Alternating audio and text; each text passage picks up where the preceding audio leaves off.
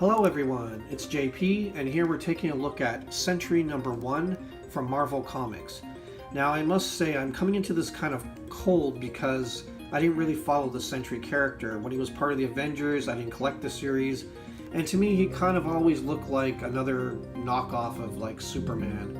And I'm not really a big fan of those superpowered characters like Hulk, Superman.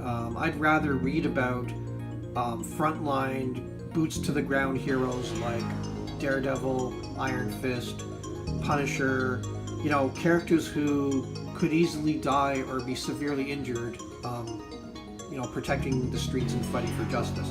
That's just has always been my approach to comics. However, I picked this up for one reason: Jeff Lemire. If you haven't read anything by him, I encourage you to do so. Sherlock Frankenstein was a great series, and I'm willing to give anything he puts his name to a shot because he's so darn good. The art by Kim Jacinto is absolutely fantastic as well. So let's take a look, and the first thing we see is we get sort of like Sentry kind of giving us state of things, how he's doing, where he's at. And he says, how do you measure a man's life? Are we really just the sum of our memories at the end? I guess that's what really amounts to, our memories and the memories of others have of us. But this presents a unique problem for me because I've been more than one person. I've been more than one set of memories. I remember the Sentry, the golden guardian of good, one of the greatest heroes the world has ever known. But that's not all I remember. I also remember being my own greatest enemy. I remember being the void, pure blackness, pure destruction, unstoppable, the end of all things. So this is a great introduction to the character for people like me who have no understanding or history of his background. And so obviously he has this great creature or power that he has to keep imprisoned within him, and if he gets out, apparently the world's going to be destroyed. We go from this to this.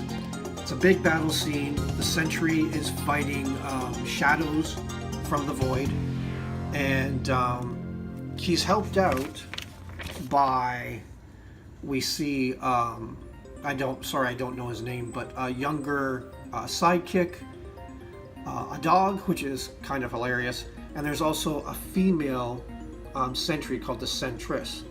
So they team up and they fight off these shadows. And the one thing Sentry is looking for is, of course, the leader of these aliens. And he finds out that the creature is actually in the moon. And so what does he do? He smashes the moon in half. And the villain, the Void, says he's far too late. There's nothing he can do. I mean, but look at this art. I mean, this is fantastic stuff. And this is great. So Sentry confronts the Void, and he's had enough of him. He says, "Shut up, Void. I've heard it all before." And he eviscerates him. And then he says, "I need to go home," which does he mean home in this world? So Sentry goes back, meets up with his sidekicks, and discusses the battle. He then steps through a portal and he disappears, which is kind of odd.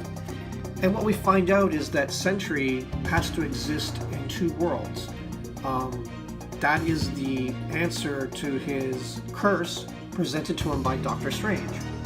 So Sentry spends time in our world, and then once a day he must go back to this other world, and he must fight the Void. He must do this every single day like clockwork. We are introduced to his life on Earth, and he works at a restaurant, Greasy Spoon, and there's some banter with some of his code workers, saying that he looks like crap, he hasn't gotten much sleep. So obviously this back and forth is really taking a toll on Sentry and his life on Earth. But as he discusses with one of his co-workers, which we find is the sidekick in the other world, that he must do this, and the sidekick kind of ribs him because he's made the Sentress is actually based on one of the women who works at the diner, who he's has a thing for. Anyhow, Sentry is confronted behind the restaurant by Misty Knight and a gaggle of agents, and she says basically she's checking on Sentry just to make sure that he's following his duty of once a day going back, fighting the void, and therefore keeping the world safe. He insists that he is. He puts up some static, and then eventually Misty says, "You go do that, Sentry, and just remember you are not alone. I'm here if you ever need me, and I mean that." "Thanks, Misty. I won't let you down. And I know I want to believe that too, Bob. We all do." And so they leave. Now, I'm not going to go any further into this book because there's some spoilerish stuff at the end. There's like a great ending to this book, a real cliffhanger, so to speak. So this is definitely, I recommend you add this to your pull list. If you like those kind of offbeat superhero stories, Jeff Lemire and Kim Jacinto have done a fantastic job with this book. I would give it an 8 out of 10. Can't wait to see where the story goes from here. And again, the cliffhanger ending has you guessing, and that's what Lemire wants to do. He wants to pull you in, keep you engaged in the story, and this is absolutely fantastic. Another great piece of work from Jeff Lemire, so please check it out. Thanks.